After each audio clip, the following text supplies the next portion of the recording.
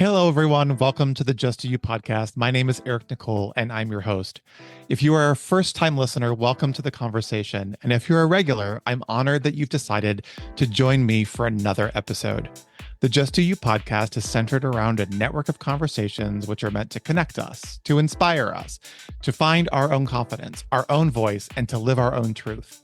And who knows, we might even learn a little something new that ultimately allows us to live in the sweet spot that I like to call the just do you space of being.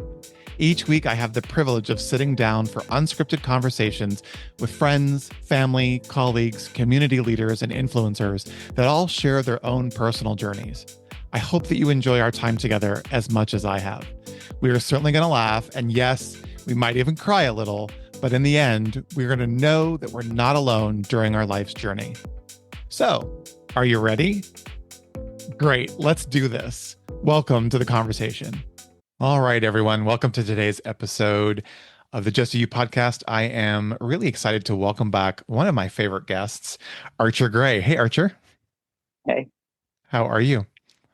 I'm fantastic. Thanks for having me again. Good. It's good to see you. We were chatting a little bit before we hit record today, and I realized that it's been quite a while actually since you've been on, but you are actually now winning the title of the guest who has been on our podcast the most as of today. So I'm super Yes. excited to have you back for your third visit. So for our listeners, I just want to quickly introduce Archer, and then we're going to get into our conversation today. But I met Archer actually in a roundabout way through social media. I think as we find our friends and followers these days is by searching social media. And I came across Archer's platform last year and was really taken by Archer's presentation, if you will, of himself and his authenticity and really sharing his journey as a trans man.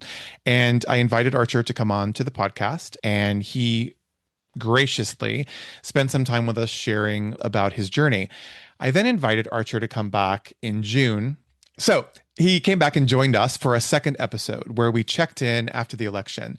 And it was a really powerful episode. And I'm super grateful for Archer's honesty and his candidness, and mostly for your way of sharing your life with others in a way that leaves them in a better space to learn about what it means to be trans, what it means to be part of the LGBTQ community, and what it means to live a life of authenticity and a life out in the open. And I'm really proud of you for continuing to do the work that you do and sharing that journey with us through your social media. So thank you for that. You've come on today. There's a whole other side to you that we didn't really get a chance to talk about in our Yeah. first two episodes. And that is what you do for your day job. So I wanted to spend a little time with you today because I found it really fascinating. And I'm going to let you share your journey of how you got to work in the hospice field. But it is a really beautiful and remarkable journey. And you're going to help us dispel some myths about hospice, and you're going to share some of your experience and why it is not only important, but it's something that can be incredibly beneficial to not only the individual, but also their family. So thanks again for coming on today and sharing with us. Yeah. I'm really glad that I could be here and share a little bit about something else that I'm passionate about. And it didn't start that way. Everybody has this possible roadmap of maybe what they want to do when they grow up. And I was like any other kid and had 15 options and then had went into healthcare management was my degree. And I was like, I'm just going to work business side in an office or whatever. And never thought about working long-term care, never thought about working with the elderly. And then it literally landed in my lap. My brother and I both were waiters at different restaurants at this point in time. And he happened to be serving a group of people who came in and they were like, "Hey, you're really good with like customer service. Would you be interested in maybe working for a hospice company?" And my brother was like, "Actually, my brother has the healthcare degree, so maybe." And we do the same thing as far as customer service. Sure. So I was like, hospice. I was like, oh, that's everybody's reaction when I tell them I do hospice. Ugh. But I was like, all right, let me call. Like at this point, had just graduated and everybody wants you to have so much experience with so much school. So it was like, all right, I'll just give it a chance and see. I don't know. And so this particular person had told the company that I was going for that they were going to hire me. And the administrator at the time, who I owe pretty much everything to, everything that I've learned, she's an amazing human. I don't think I'd be where I am really without her and her support, not only for hospice, but accepting me, Sure. really. But it was like, I'm not hiring this person, and had it in her mind that she was not going to hire me. So I go to the interview and sit there, and she jokes with me now and says, like, halfway through the interview, she's, damn it, I'm gonna hire him. It was a bit, dang, I guess she gets this one on me. She's telling me who I'm going to hire. And so I did. And yeah. Before you go down that route, though, I want to back up just a little bit. So I'm curious because you mentioned something. So, what were some of the other options that you were thinking about before you took this opportunity in care? What were some of them? I wanted to do like hospital administration, Okay. Very acute care, very not dealing with families or people or anything very long, just get them in, get them out, Okay. whatever that looked like. My professor for school was old hospital administration, so he made it sound kind of fun. And you Either got that or just like a doctor's office. what did you get your degree in? So I have my bachelor's in healthcare management, and then I have Okay. my master's in it's a master's in business with a concentration in healthcare administration. Okay. So I went a totally different route in my head. I was thinking maybe fireman or it's like Oh, fireman. Oh, marine biology. But then I found marine out biologist. I got seasick, so we went healthcare right after that. Because I was Okay. like, okay, there's no going anywhere. I was going, Healthcare staying, but I was going down some very different paths with you. I was kind of gotcha. like, wonder what that would Yeah, be. no, marine So, biology. I went to okay. work at SeaWorld and then found out I got seasick. And they're like, no, you got to do like research on the ocean before you ever get the option to maybe work at SeaWorld if you're lucky. This is not feeding Shamu, the fish on No. the side of the walkway. Step back a little bit and just because I forget, I know you so well now, but I forget some of our listeners don't. Where did you grow up? So I grew up in a town called Harrisonburg, Virginia. If anybody knows colleges, it's the James Madison University area. Okay. And were you only child or did you have siblings? No, I had a younger brother. Younger brother, that's right, because you both were waiters. Okay, I remember that. Yep. And then where did you go off to school? So I decided to not go to JMU because I was marine biology. So they're like, you probably need to go somewhere near the water. So I was like, good point. So I came down here and went to ODU. When I found out I couldn't do that anymore, I switched to a college that was like the more accelerated program, and it was called South University. Okay. And so I got my undergrad and my grad from there. Okay. And then you've been there the whole time. So you've stayed in that area. Okay. Mm-hmm. And when you shared with us before, you told the story, you transitioned. Give us a little bit of background on that. When did you start your transition?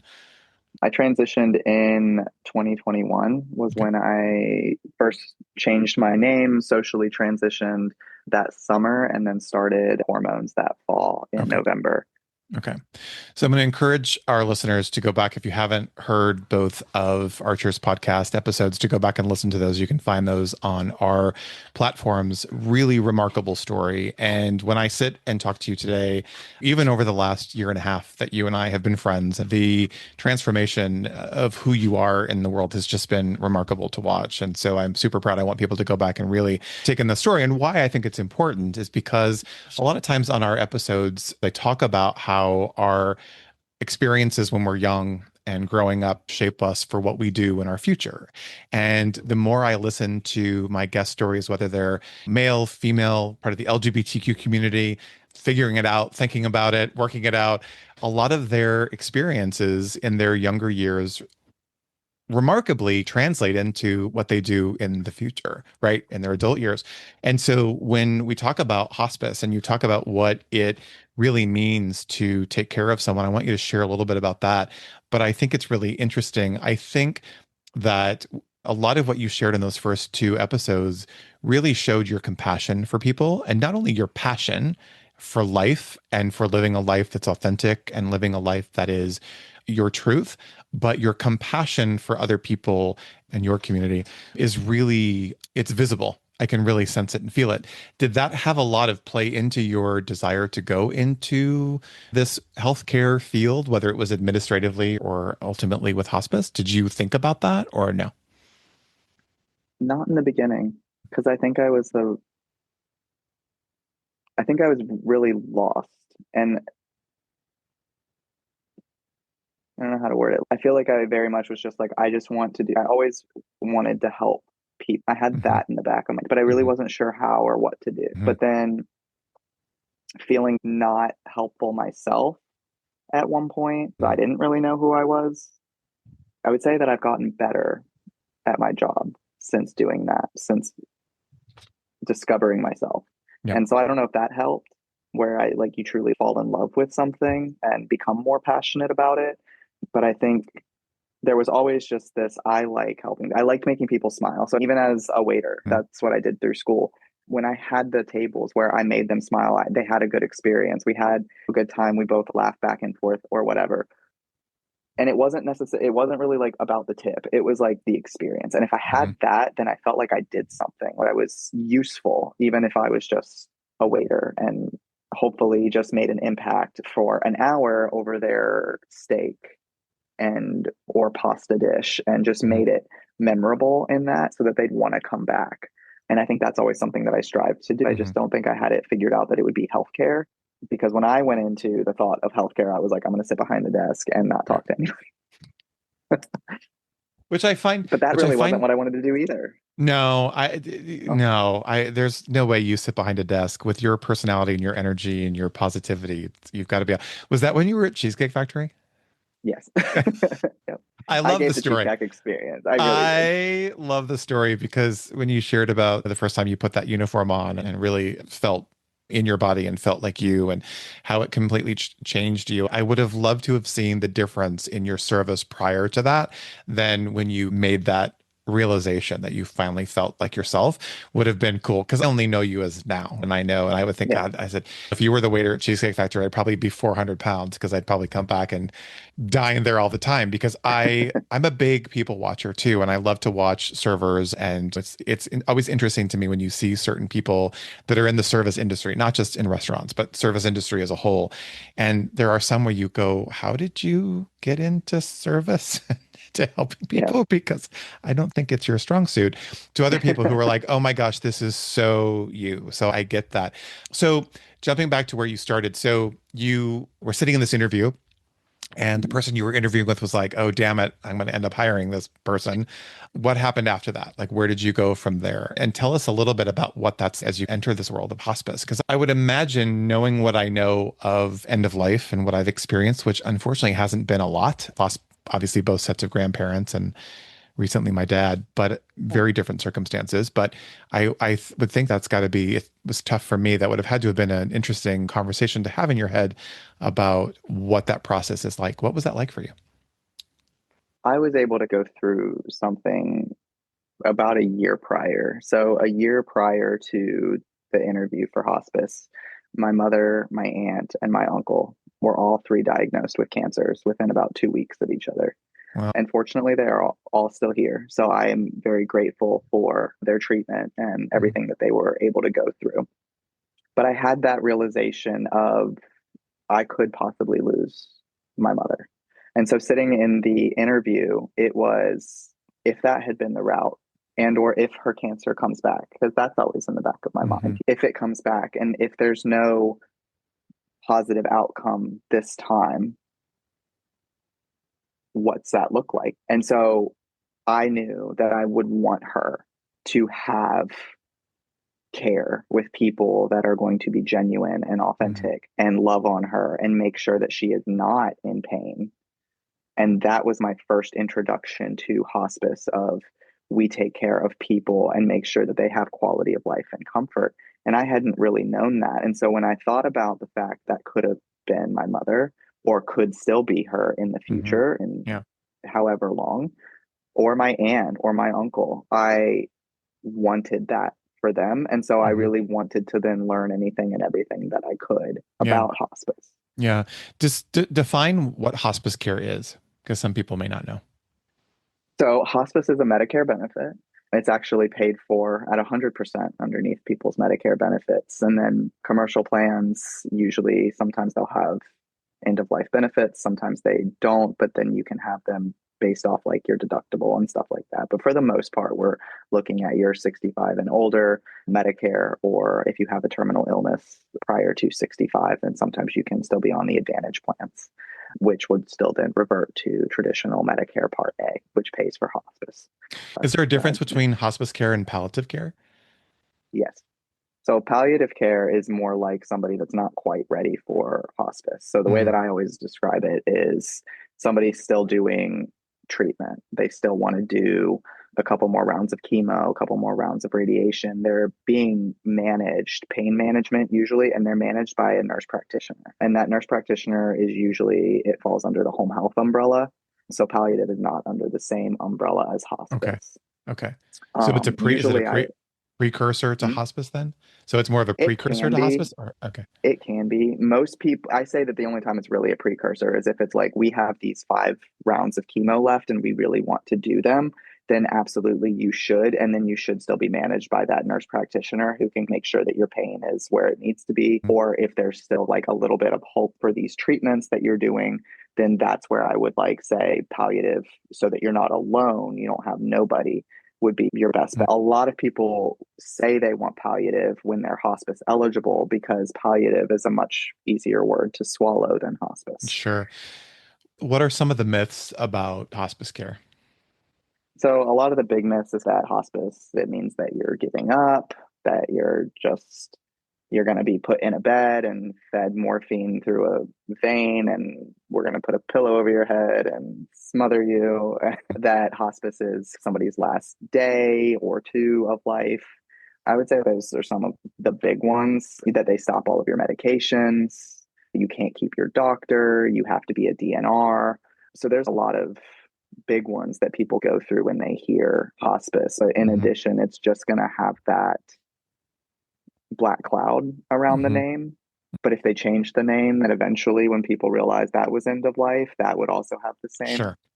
kind of black Well, cloud. so it's predominantly, though, that black cloud because of a conversation, right? Or not being educated about what it really is, because it's difficult to talk about that time in your life. It's difficult to talk about people who potentially could be near the end of their life and what that care looks like. I have a couple of friends that are going through that with their parents, and they don't know how to talk about it or even how to begin the conversation because they just don't want to think about it. I'm guilty of that. My mom's very healthy by the grace of God, but I don't want to think about what that looks like down the road and would she need care and what would that look like and how we would handle that. So that's why I was interested in having this conversation with you today. It's because it's something that I think we all need to be aware of and what that process is and that it's available.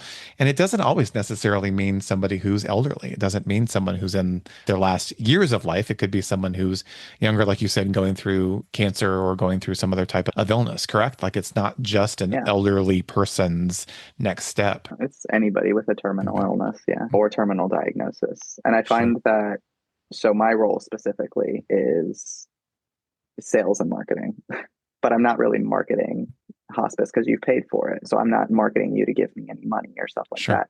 I market my company, and then I market the knowledge that I have and the education that Mhm. I want to share. So really, I just try and educate these facilities, but a lot of the facilities know Mhm. about hospice and Mhm. they're sending or feeling like somebody might be eligible, then it's my job to sit down with the families and help the Mhm. families understand what it looks like and what's next for their loved one, because Mhm. you don't want to have to think about it.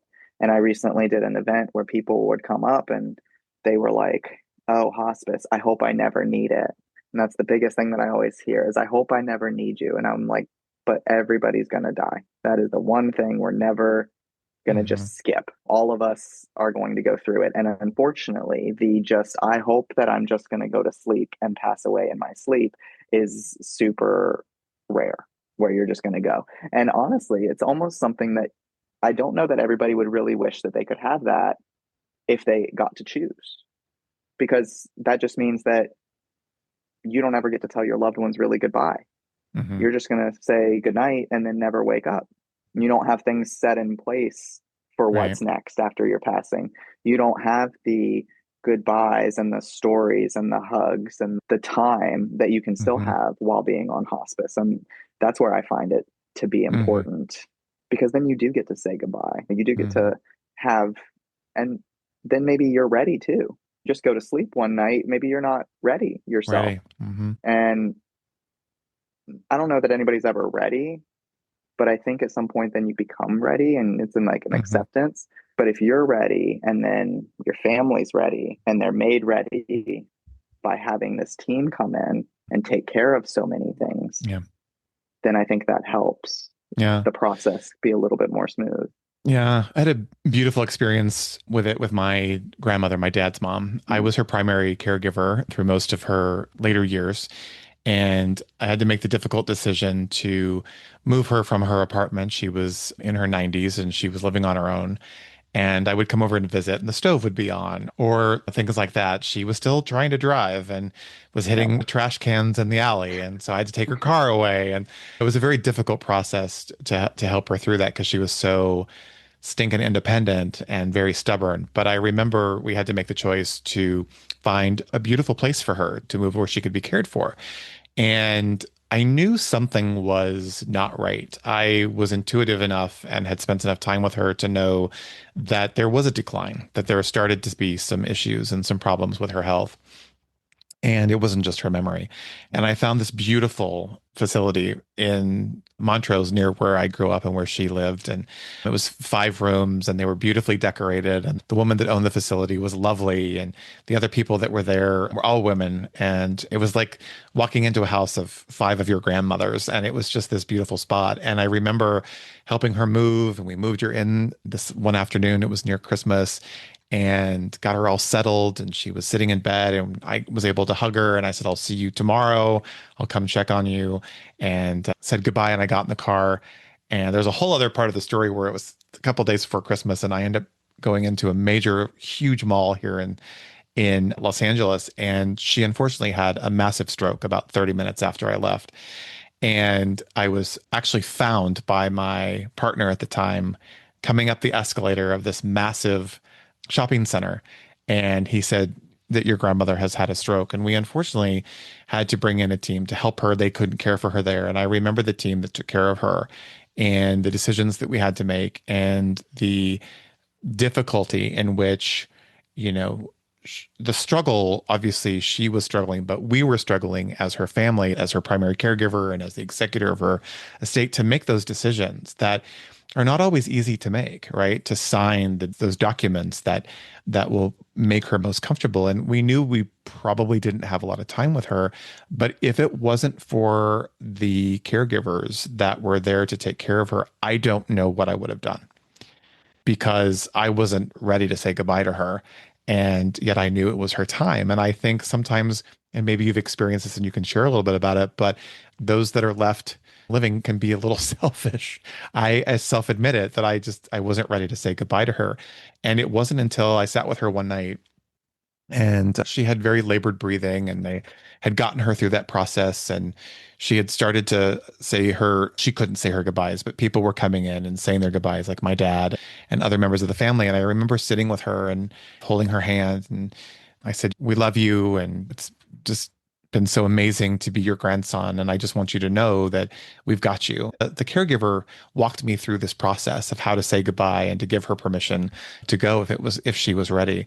And I remember saying those words to her and left her that evening. And next morning at work at 9:45, I got a phone call that she had passed peacefully after this very tumultuous couple of days. And I remember saying to my mom, I don't know what I would have done if it hadn't been for those people that cared for her. And I'm so grateful to them, so grateful because they held it together where I was Yeah. not in that space of being of clear mind and being able to handle that. So I give you all just massive kudos and angels, how I feel in this world to help those of us go through those processes of saying goodbye to our loved ones. Are there any other myths or any other kind of conversations that you want to share that you hear that would help people understand this process a little bit more? I was like, there's always like myths that people have in there that it's like a place to die or that you go somewhere and it's just kind of death. But I feel like it's just so much more to that. Really, what I try and have people understand is, like you said, it's people that are going to come in and take the reins Mm-hmm. of focusing on quality of life and comfort. And that's Mm-hmm. really the goal. But it's also something that they deserve to have, and they Mm-hmm. deserve to have a good team that comes in.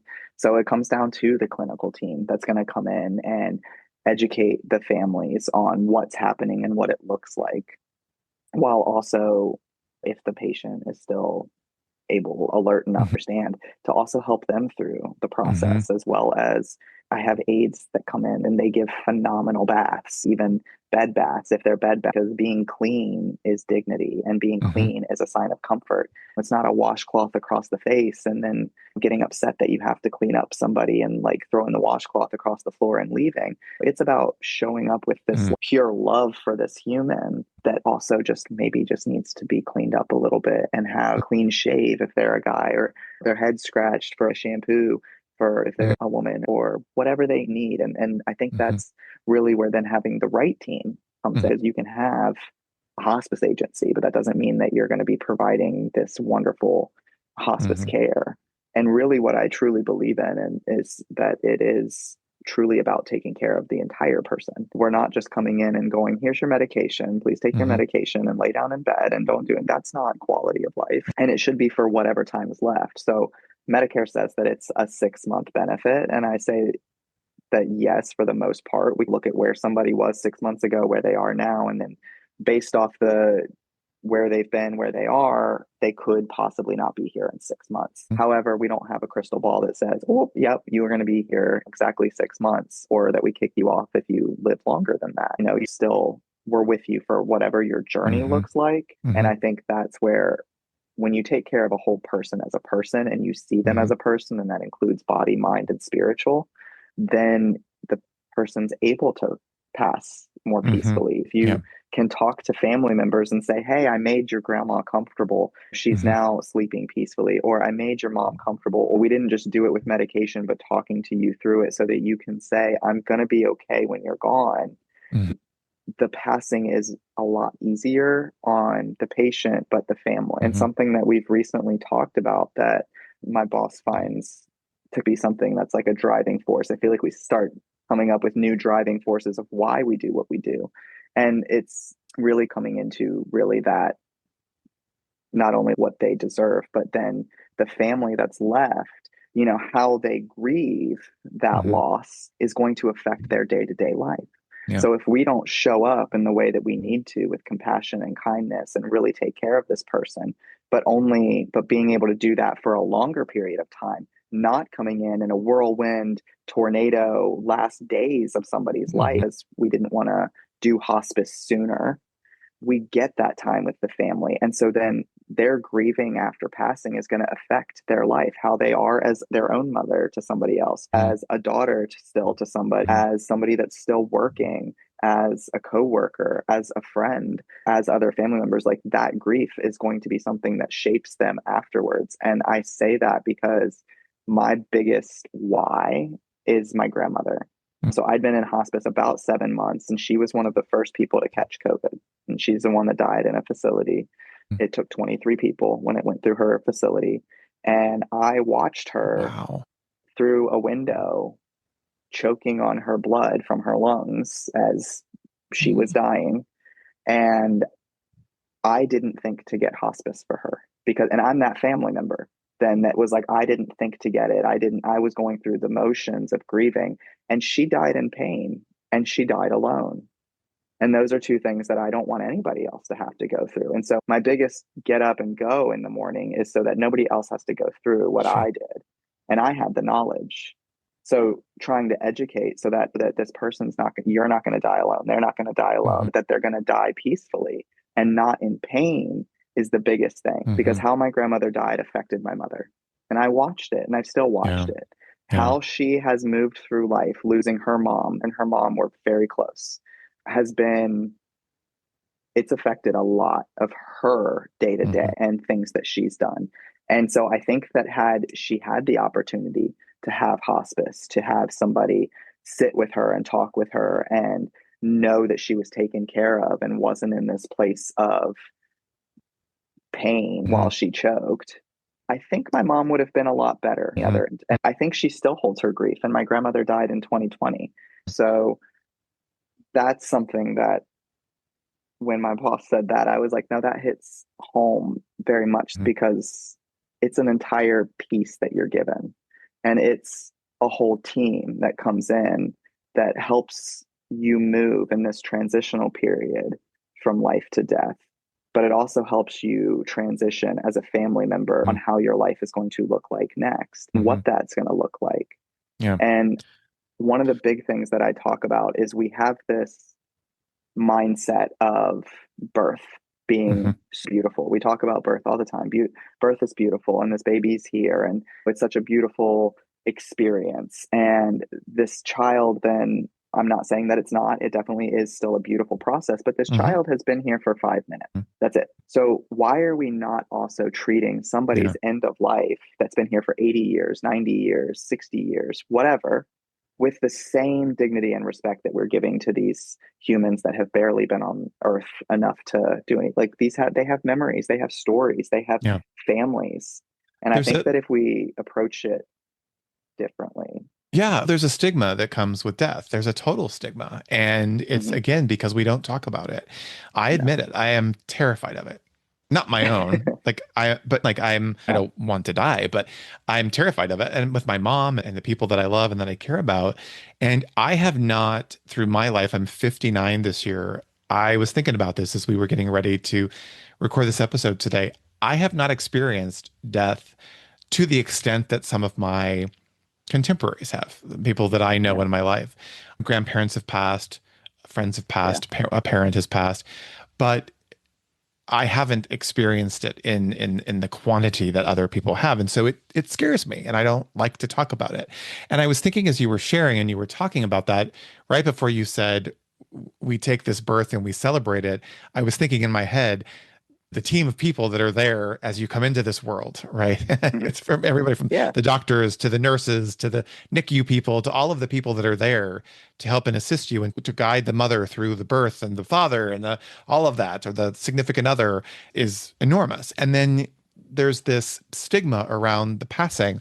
And when I was listening to you talk, I was thinking about even through movies and television, there is a way that death is portrayed that is, as you're sharing it, completely different than what we Mhm. experience in the movies or in television. There's always this morbidity, for lack of a better term, around it. And I was thinking about what you said about the person. It's difficult for the family members who are watching their loved one through this end stage, but there's got to be a conversation for the patient that we will never know what that conversation is that they're having internally.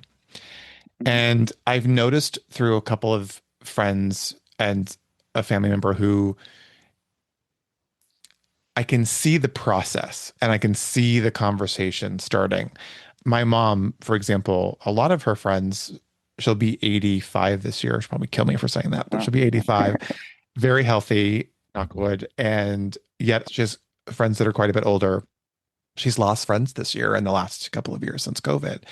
And I sit and listen to her share that experience of what it's like and what it's doing to her and what it's doing to her willingness to get outside and to be active and to be engaged. And I see and I hear that a lot in my friends who have parents that are aging. And so to think about that conversation that's going on for the person who may be in that position of hospice or needing hospice, but to have a team of people that's there to help walk them through that process has to be lessening the difficulty of that conversation to a magnitude that I don't know that we can measure. I think it would be so beneficial. Again, still hard and still difficult to process, but what a gift that is to give someone that conversation of, we're here and we've got you and we're going to be here Yeah. for you. Comfort, I think, is I'm still lacking on the word, but am Comfort's I a good off on word. comfort? Yeah. I I was like, mean, I think comfort's a good word. I was like, I that's think what so. I usually use. And Mhm. that initial conversation really starts with me, where I'm answering all those questions. But if I Mhm. told you, okay, your loved one is eligible for this benefit, and this benefit looks like that we're going to bring in a hospital bed. We're going to bring in oxygen. We're going to bring in a bedside table, wheelchair, walker, jerry chair. I'm going to cover all medications that your loved one is going to need. We're not going to just stop medications to make them uncomfortable, like blood pressure or thyroid or anything like that. And I'm going to come in with a comfort pack. So that way, if they struggle to breathe or they are in pain or they have anxiety, we can help make them comfortable with these other medications as well. But we don't start them right away. All of those are going to be covered. If I tell you that your whole team of people, your nurse, your aide, your social worker, spiritual care is going to come in and talk with you and make sure that you're comfortable is included. And then if I tell you that all of your supplies, all of your incontinence supplies, chucks, wipes, barrier cream, gloves, that's going to be covered. And then if there's any wounds, some people have wounds from being bedbound and laying down consistently. All of those supplies are going to be covered, and you're going to have somebody that's going to come and change those, because just because you're on hospice doesn't mean that you get to be uncomfortable and you get to lay there with wounds that are going to cause you to go into septic shock as nobody's doing anything about it. So if I tell you all of that's covered, and if I tell you that you're not going to pay a dime for it, and if I tell you that you're going to be supported and held and you go through whatever that looks like, when I tell people like that, they're almost like, I want that. And then I'm like, that's hospice. I've had no idea. And then I always joke, because then I say hospice is super generous, but they're not that generous. So it's a use it or lose it benefit. So it's not like the military where you can pass it on to somebody else if you don't lose it, if you don't use it. But it's a good penny. You know, our working life, we've paid into our whole life. And you're looking at a good, like double digit thousands pays for this. That it just goes away. Medicare just goes, thank you, we're going to keep this. You don't use it. Yeah. If you don't use it. And then people are like, wait, so here's the other thing. So what if I told you that not using your hospice benefit is like going into a car lot, buying a brand new car, and then walking out without the keys? Yeah. So that's not, who's going to do that? Who's going to be like, here's my down payment on this car, but I'm out, keep the keys, I'm good. You guys can do whatever you want with it. Then people are like, I don't want to do that. So then it still comes into the, how can I make it more digestible? Is how can I make it? And statistically, people actually do live longer on hospice versus not, because we're able to have the trajectory of their health go in a sliding versus a big chunks being taken out. And I think when people hear that and they hear that we're going to do everything we can to make them comfortable, we're going to focus on quality of life and comfort. We're not just going to come in and be like, here's your morphine IV, which I always try and educate on morphine. Morphine is actually the most gentle opioid that you can take. People are like, I'd take Dilaudid all day. And I'm like, that's destroying your gut, but morphine's actually not going to do that. And then it actually helps you breathe. I didn't realize that was something that I'd learned. And so I always try and educate that. But at the end of life, the smooth muscle that goes around your midsection becomes like a girdle. And so it starts to squeeze. And so they can't take a deep breath. While morphine relaxes smooth muscle and allows somebody to be able to then take a deep breath. And then it also helps the oxygen in the blood go further. So instead of making people pass out like they think it would, a small amount actually could help them be up, be alert, have those last conversations with people, tell them that they love them, what they want, what they're feeling, etc. And leave people then to be like, okay, I got to say my goodbyes. I got to say, I'm good if you leave. Go be where you are and have that conversation. And then when they leave, then everybody can go through the grieving process and hopefully a better than what they thought that it would be kind of experience. And I've heard more often than not, I've been doing this 6 years now, that still 7 out of 10 people say they wish they'd called me sooner. So interesting time to ask this question in our current environment. So it's automatic with Medicare, and it reverts. It reverts. And is Medicare automatic for everyone that qualifies? So if they have Advantage plans, then it reverts to Medicare Part A. And what's an Advantage plan? Would be like your Anthems, your Humanas, stuff like that. And what type of policy? So our listener would understand that. So like when you say it reverts, what type of policy would they have that would revert to Medicare? So any of them, if they elect their hospice benefit, any of their Advantage plans will revert to Medicare Part A. Okay. And so when it reverts to Medicare Part A, we actually then, when we go in and they sign paperwork, what happens then is we replace Medicare Part A with that hospice. So it's like we become their insurance Okay. and we bill that way. Okay. Now, if they get better and they graduate off a hospice, then it just reverts back to Whatever they had. before. So somebody who, let's say, super healthy in their 50s, maybe late 50s, is obviously looking towards the future. What do they need to do, or where do they start inquiring about that type of policy? Because I In don't their think we 50s, yeah. don't teach that. So if they have a commercial plan, I would look into whatever commercial plans they have and make sure that they have hospice benefits. Okay. And that's something they can Um, ask their insurance provider, right? Their yes, agent. Hmm. that they And have hospice that falls under their in general network. healthcare. That falls under their general medical plan, like their Yeah, insurance. for Yeah. basic commercial insurance. Like So, I said, I have one, but I should probably get right. one. That's why I'm asking, because I know Yep. for a fact that there are friends of mine that we've talked about this and that don't have it. So I'm encouraging them to talk to their insurance Yes. companies and be clear. So, And it's about education. And I think that's really important, is that we need to be our own advocates. We learned that through the pandemic. We need to be our own advocates and fighting for our own healthcare and our own health benefits. And so we need to also be prepared in knowing what potentially comes in our future. And I think we think yep. there's time to do that down the road. We can do it down the road. There's time. And I think we learned very quickly during the pandemic that there isn't time, that we need to be aware of this now. And so I encourage, and I think why it's important to have this conversation is my circle of friends, for the most part, are dealing with aging parents and are also dealing with potentially looking for towards our future, what that looks like. And so I want to be the advocate to talk about these things in such a way like you're doing today. I learned three things today just in what you shared that I had no clue. No clue that hospice came with all of those elements that you talked about. No clue. And I've been through it. I had no clue there was a Yeah. social worker or a spiritual component of that. I had no clue. So I'm hoping that through these conversations, people will wake up and go, oh, I should take a look at that. When I was getting ready for the podcast episode, I started to do some research, and you can go down a rabbit hole of information on hospice care and palliative care and all of these types of things. And it's important to get educated. And so I'm going to really encourage people to do that. So thank you for sharing all of that. A question for you. So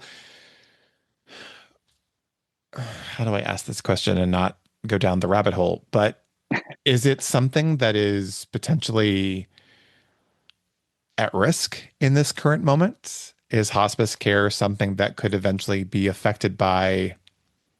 I don't know, but I want to say that I would say that that wouldn't go over well if there were cuts made to somebody's end of life care. Nobody really wants to touch cutting end of life. However, they may do it in other ways. There may be more difficulties, there may be more loopholes. Sure.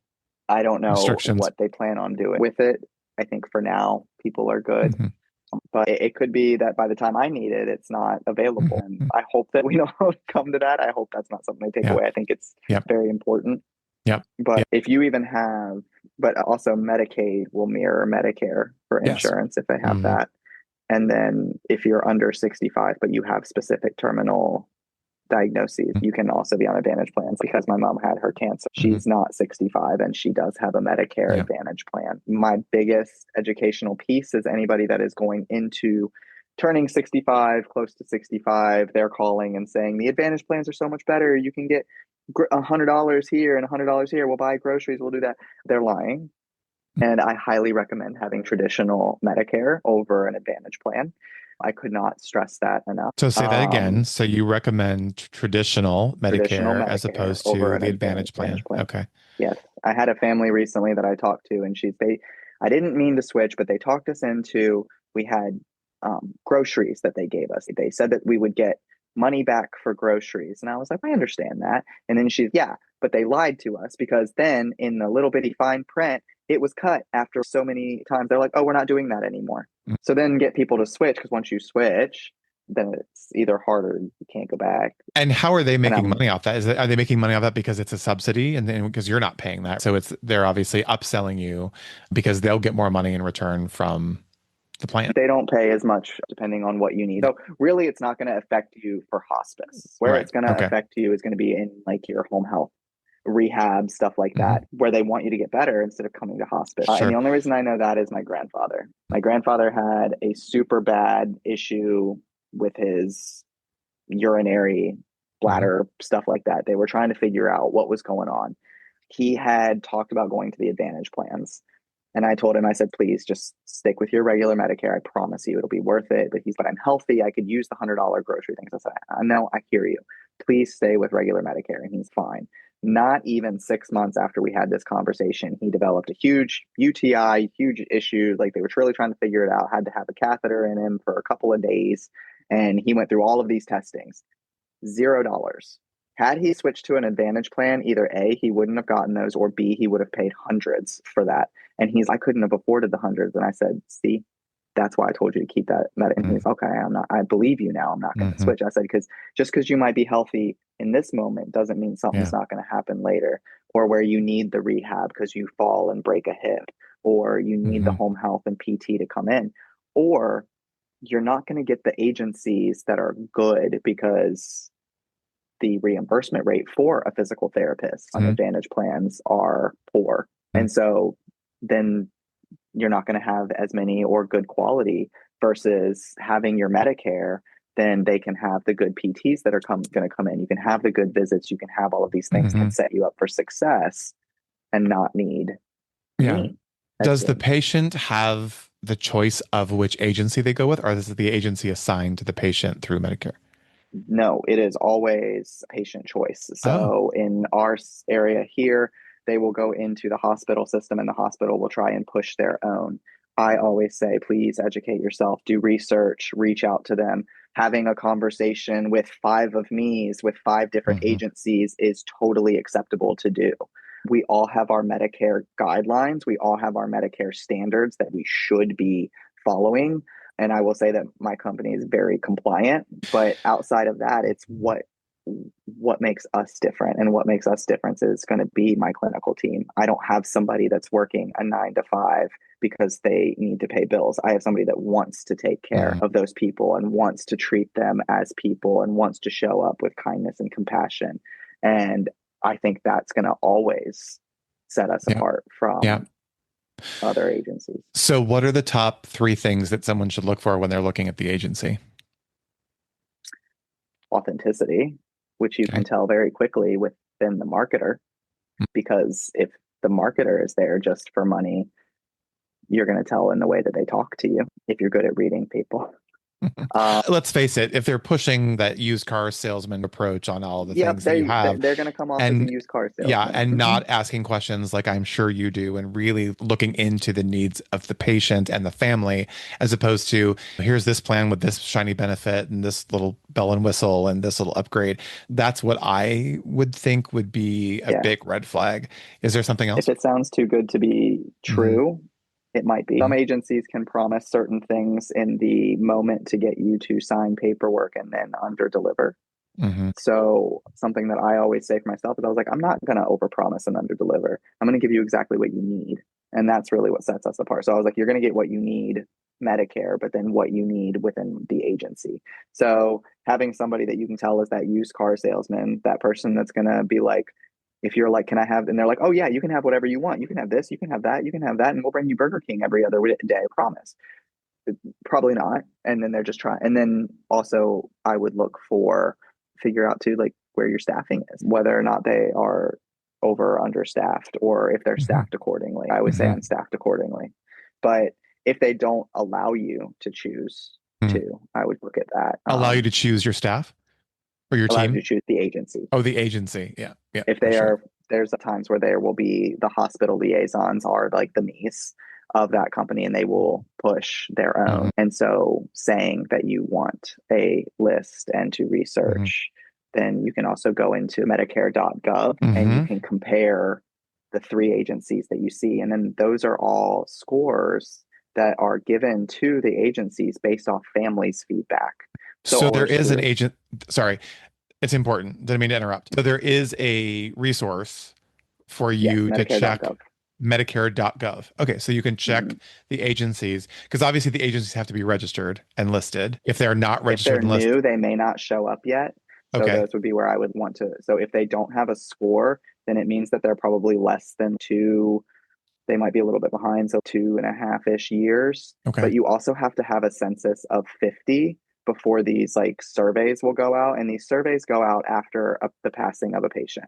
okay. And so once these surveys go out, they're sent out by Medicare. It doesn't matter. Hmm. So my agency, every other agency, every patient that passes, they all get the same questionnaire. They all get the same Okay. survey. And it's sent within 6 to 8 weeks after your loved one passes. So really when you're still like raw in grieving, that's, hey, did you like your team?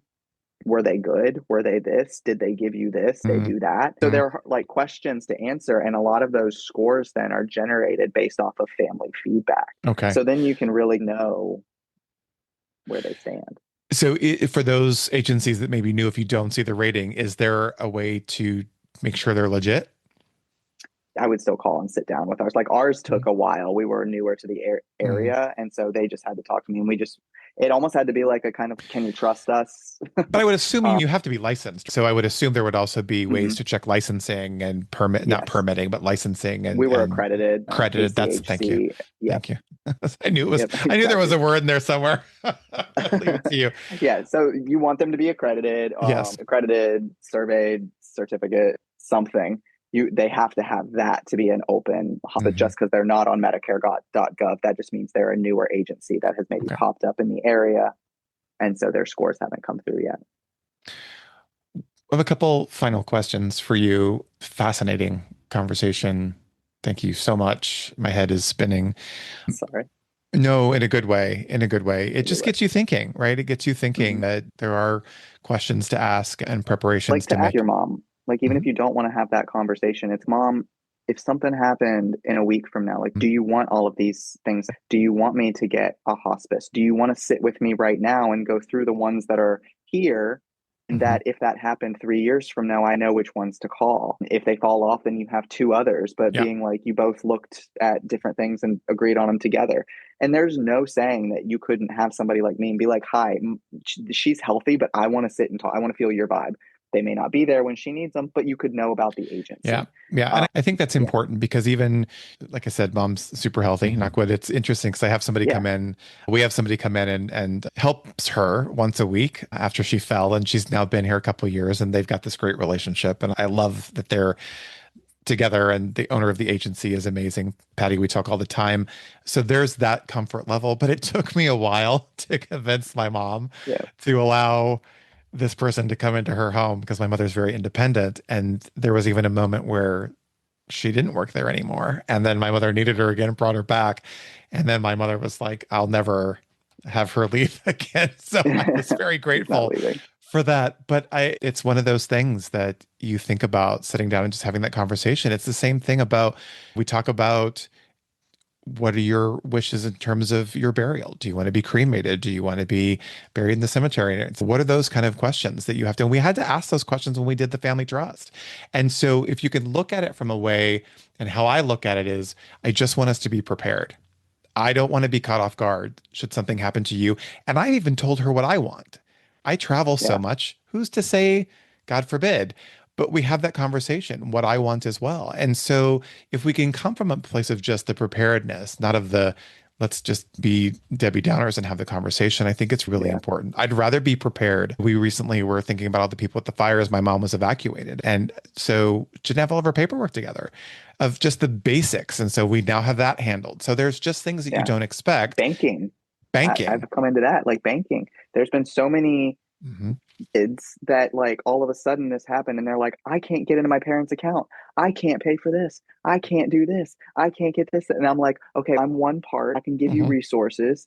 But Hmm. like I got off the phone like having that meeting and I called my dad and was like, yeah, I don't need any of your passwords, but you have it written down in a book somewhere. And so if something happens, I need to know where that book is. I Right. don't need, and I said, but you need to put me, I told my dad, I said, I need to be on all of your checking. I don't need to know anything, but my name needs to be on it. Yeah. Because if I Yeah. go to call, I was Yes. like, who's to say you don't get in an accident and you're unconscious? Mom was with you. She's unconscious. I Mhm. still have to pay your mortgage while we're figuring things Yeah. out. How am I supposed to get in and do that? Yeah. And Yeah. so after that, he's, oh. Yeah. I just thought you wanted access to my checking account. I was like, absolutely not, but my name needs to be on it. So when I Right. call, they will talk to me. We just Yep. moved my mom's financial institution after 30 years and the same conversation. And it's, I now after that fire, because when my mom left and was evacuated, she had 30 minutes to get out and was not thinking, I need to take that box that I have that Yeah. has all my paperwork in it. And so we had this really funny conversation, and she's very sarcastic, as am I. And she's, you're trying to steal all my money and lock me up. I'm like, lady, if I wanted to lock you up, I would have locked you up a long time ago because I have all your You're passwords. like, okay. But we can joke about that, and it's done in a loving way. And but it's important because again, my dad's not around. She's by herself. And if something were to happen, I need to be able to take care of her and care for her. So I encourage people to meet with an attorney, to put the things in the trust. It's interesting too, after the fire, I was spinning through Instagram watching some of the news stories, and someone came on and said, if you have a family trust and you have homeowners insurance, your homeowners insurance has to identify the living trust as additionally insured on your homeowners insurance, or they won't cover you. And we're going through huge issues with that here in California. Huge. The insurance company does not necessarily have to pay you if you don't list your trust as additionally insured. So I went to the insurance company, took my mom's trust, went in and we added it. And the guy sitting behind the desk said, we have done hundreds of these in the last couple of weeks since the evacuations because people realized they didn't have this. And I thought, isn't that your job as the insurance company when you set the insurance up to tell us that it needs to happen? Yeah. So I share that only because it's just another set of conversations that you can have to be prepared. Archer, I can't thank you enough for this conversation. I think it's really empowering to sit with somebody who has the experience. There's a whole host of other questions that I could ask you. I want to invite you back another time to maybe further the conversation, but then also talk about a few other things that have popped up as a result. But I'm really grateful that you were able to share this part of your life that's so important. And I just want to say, I said this to you originally, that there are angels in this world who simply are out to make a huge difference. And not only are you making a difference within your own community and the trans community, and you're educating people about what it means to live an authentic life and to be yourself, you spend your life dedicated to helping others. And it just, number one, it just makes me love you more. But number two, it just shows just how important it is that we are here on this earth to be of service to others. And it doesn't mean that they have to do what you do. It just means that we have to be cognizant of the people around us and what they might need, especially now more than ever. So I encourage people to reach out and to connect with people and to have those difficult conversations and to be able to speak freely and to speak passionately about your care for someone else. I think it'll make people's day. So I want to, again, thank you for all the information that you've shared. Anything you want to say in closing as we wrap up this conversation today? No, if anybody has any questions, I don't care where you are. If you know any of my socials, you can send me a message and I'm more than willing to answer any of your hospice questions and help point you in the right direction. We're going to make I think it's important. So yeah, we're going to make sure to put access to your Instagram account. I encourage people to just go check you out and follow you and be part of that positivity that is really infectious. We'll make sure we do that. Thank you for being here and thank you for sharing again. And I can't wait to have you back on another episode. Can't wait. Thank you so much. You're welcome. Talk to you soon. Bye. Bye. All right, everyone. Thank you again for joining us on today's episode. I hope our conversation resonated with you like it did me, and I cannot wait to sit down with you all again next week. Remember to subscribe to the Just Do You podcast on your favorite platform so you can make sure not to miss a new episode, which drop every Thursday. If you like what you hear, you can easily share the podcast and episode directly with your friends. And if you would, rate us and leave us a review. We'd love to hear from you. You can also follow us on Instagram at Just Do You Pod. As you go out into the world today, remember to just do you. All right, talk next week.